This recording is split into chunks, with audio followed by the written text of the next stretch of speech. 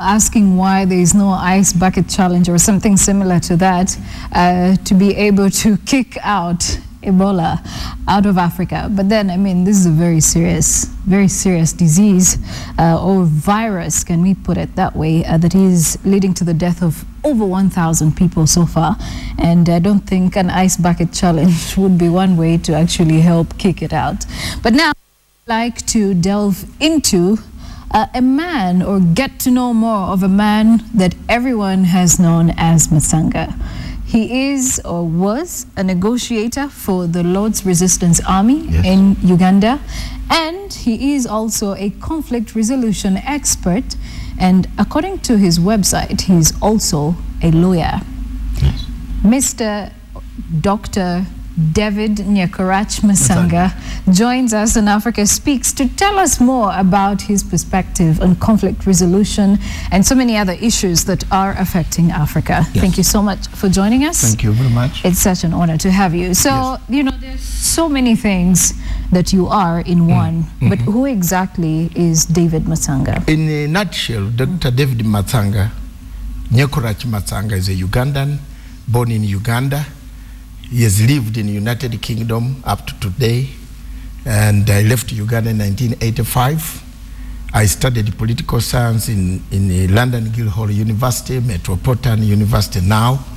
I went to Canterbury, and I have done quite a number of Pan-African activities, including I negotiated the Uganda peace process between the Lord's Resistance Army and the government of Uganda, which was sanctioned by the UN, EU, AU, and all organizations. So I did not go there.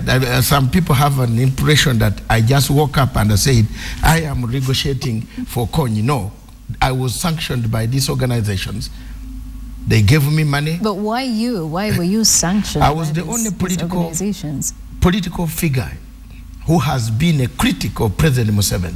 Since 1985, I have never surrendered my right to fight for the people of Uganda to have one political parties, which I succeeded until we put pressure on President Museveni to allow political parties. I did.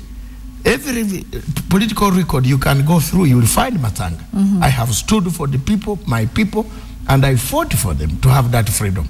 So here we are.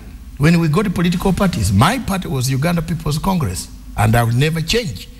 But when the parties came, I saw no reason as to why I should fight President Museveni further than that, other than going to my political party to discuss the direction and destiny of my country. So that's just one of the reasons as to why you were sanctioned by these organizations. Why else did they pick you to negotiate? Tough negotiator, a tough critic of Museveni. I said the war must be resolved through dialogue. President Museveni did not want dialogue, and the Konyi did not want dialogue. So we had to go and take a sacrifice. It's a personal sacrifice, which I took, to go and see a man who has killed over 800,000 people in a bush in Garamba Park, where everybody, even the army, fears. But I went with Chisano, Riakamacha, Dr. Rugunda, the delegations that were there.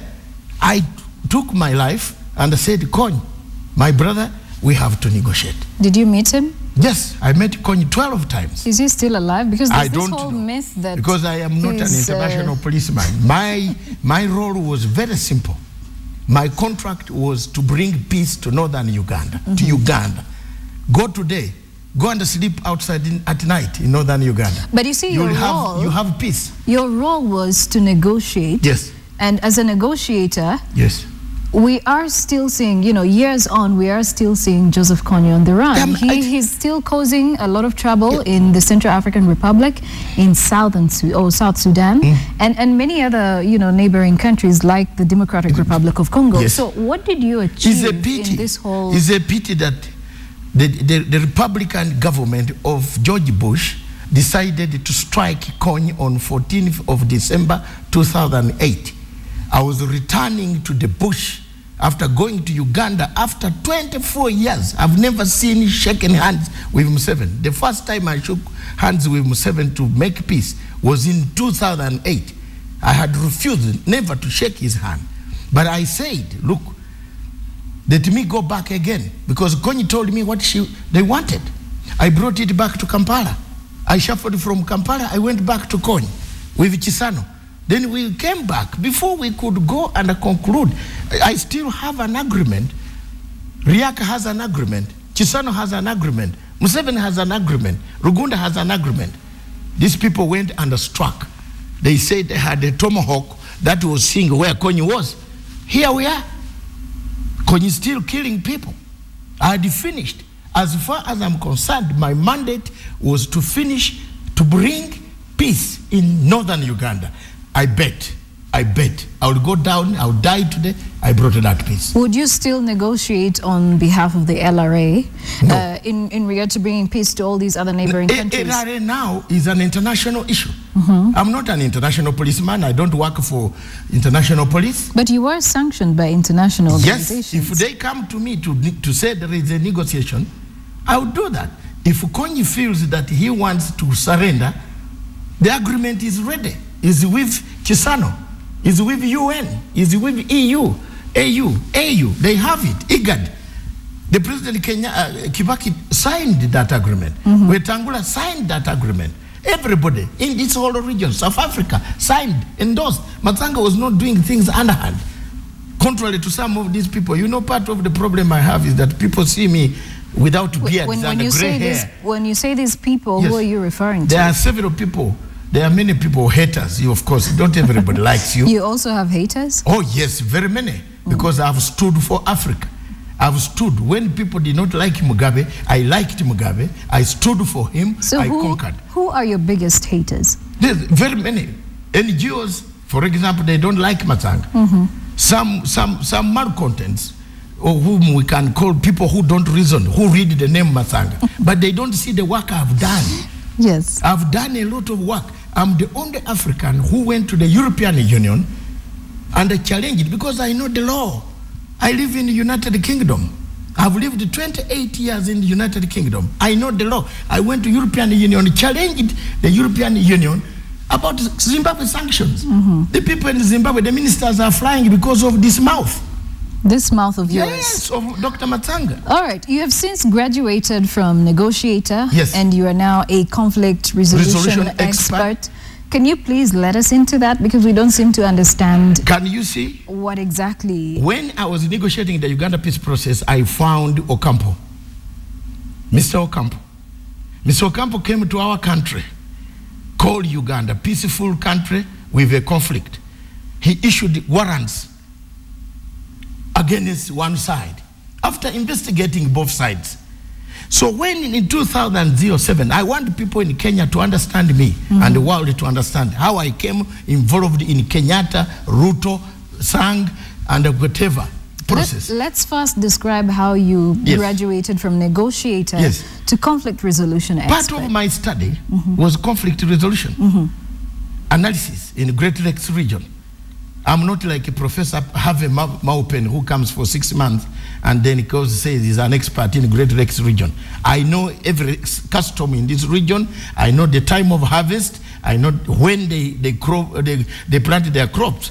So I studied that. I followed that as a subject, part of my political science, a master's degree, which I went to study again for a PhD. And I followed a conflict resolution analysis. I knew that Africa needed somebody. Part of the problems that Africa has is a conflict that are created by the West and planted on us.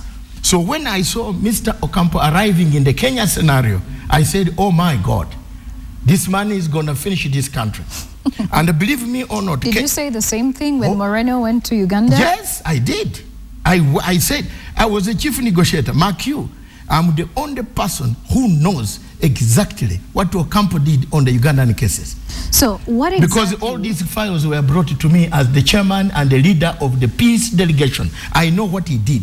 I know what he has done. So when I saw him come to Kenya, Doreen, I said, oh my God, I must help Kenyans voluntarily. Before he went to Kenya, he also went to the Democratic Republic of Congo. No, yes. Why didn't you choose to help people in the DRC? I have been helping Thomas Rubanga. I'm part of the people who reduced Thomas Lubanga's sentence. I've written, look at my websites, Pan-African Forum website. I said, Thomas Lubanga, if you arrest Thomas Lubanga, you must arrest generals in Uganda who gave Thomas Lubanga guns. Why are you refusing to arrest them? And then you're arresting Thomas Lubanga. Why do you arrest Bemba and you don't arrest the general, the president who called Bemba to help him in Central African Republic? Politics. The ICC is politics. There are people here running around with jackets saying that it's a legal process. Let me tell you, Doreen, this is not a legal court. This is a political court coated with some chocolate of legal phrases.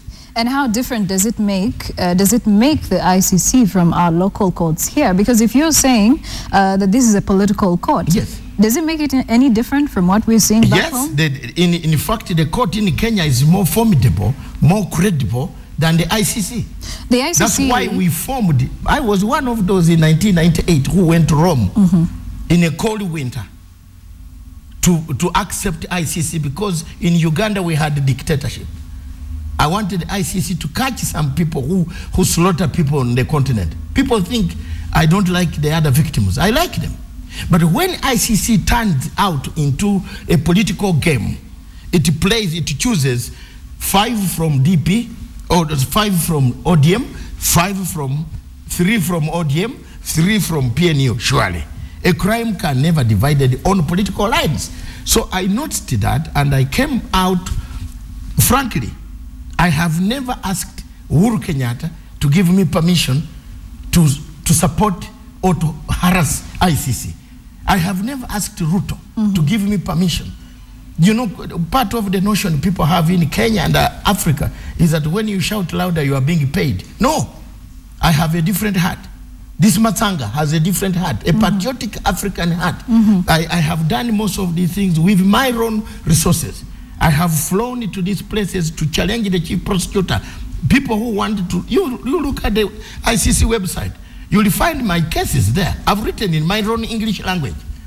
How poor it is, it doesn't matter. But I have delivered a message. All right, a while ago you told me you rode a bicycle. Yes. You told me you rode a bicycle to The Hague. Yes, I can do that. What exactly was that experience like? Because knowing that, you know, you've described how many things that you've written to the ICC and what exactly you've explained, and you said that when you saw Ocampo coming to Kenya, you just knew he was coming to finish this country, and you said no. Yes. So when you said no, what exactly were you coming to put right that he had? I warned the Kenyans on Jeff Koinange K24, the whole world. I warned them that these cases will be finished in 2015. The biggest problem of Kenyans is they don't listen. They are not active. They are not proactive. They are reactive. And let me be frank to them. If they are not reactive to situation, for example, now, these cases are going for 7th October. The deputy president is returning on 1st September with faked evidence. You see, Doreen, what pains me as an African, faked evidence. The deputy president witnesses said, we lied and we are not coming there. Though someone has now passed again, accepted that lying witnesses should be taken to testify against the deputy president. These are some of the things in Africa that I stand against. 2, Maina Kabutu, OTP 4, OTP 11, OTP 12. These are liars. So the ICC to turn a court into an economic crimes court, asking for bank statement, shareholders, logo books for cars. Oh my God, Jesus Christ. Okay. Look here. Yes. Where are we going? Where are we heading? Are we not strangulating this country? Are we not telling the president not to mind about security and mind about ICC? Is there a specific interest that you have with Uhuru and Ruto's ICC cases? Because that seems to be the case with what people are reading out of your sentiments. Yes. I'm older than both of them in age. That's one. And the people think that because I don't have gray hair and this beard with gray hair, I'm older than them. What does that mean? I have seen a lot of things happen in Africa than them. 2, I see a problem. If you dismember Kenya, you have dismembered the whole region. The whole of this Great Lakes region will be dismembered. My interest is to safeguard Kenya so that my mother can have sugar, my mother can have oil, because we rely on Kenya for stability of this region. That is my first interest. The second one is that they are the wrong people who were taken. These were not the right people to be taken to the ICC. And who were the right people to be taken to the ICC? They are now, slowly, you see, the Suda is coming up to say, there is nothing I have. Which Matsanga said. There is no evidence anymore. In fact, in 10 days or 15 days, this lady will have to terminate 1 or 2 cases. The Uhuru Kenyatta case will be terminated because you can't go into an economic trial when a man was accused of crimes against humanity, not crimes against the economy of Kenya, where you can ask for bank statements and a land title, which will take 200 years to get, because land title in Kenya is impossible to get. You might not see it. All right. From the time that Moreno Ocampo was the ICC prosecutor, and up until today when Fatou Bensouda is the ICC prosecutor, you have alleged that the ICC doesn't have credible evidence to incriminate all the people who are facing charges, or at least most of the people who are facing charges at the ICC. Why so? Because it is not there. They did not do an investigation, Doreen. They did not. 1,300 people, no death certificate. Tell me, no death certificate, no postmortem at all. At all. 1,300 people. And Ocampo came with $300 million, investigated a cheetah, a leopard. He did not carry forensic investigation. That is my problem with the Ocampo. I am not against the victims. Victims need justice. But the type of investigation that were conducted in Kenya, where political opponents sat in a boardroom, in a boardroom and dished out punishment, and they said, the tall one, that one, the Kenyatta son, let him go. This type of politics is what I have rejected, and I will reject it. When I have rejected, even if I'm one, even if you hate me, like me, I don't like that type of politics. 2, 3, the region needed accountability. There was need for accountability. We thought ICC could bring accountability. But when ICC comes to join political allies or political opponents of the people they are investigating, then you see there must be someone to stand up for them. I stood up for them. I have never never have I even made an appointment, and I want to continue to reiterate this, an appointment, I'm begging to see Uhuru. No, I'm a proud African. And if these cases are dismissed tomorrow, I will proudly get my ticket, go home. If they think they can say, hi, how are you, Matsanga, you helped us, fine. I'm a patriotic African Ugandan. Because for us, we don't say words like this. We are straight. As a court of last resort, don't you think that the ICC is genuinely seeking justice for people who have been affected by crimes against humanity? The initial inauguration, the initial purpose for ICC was to seek real justice. But it has been hijacked.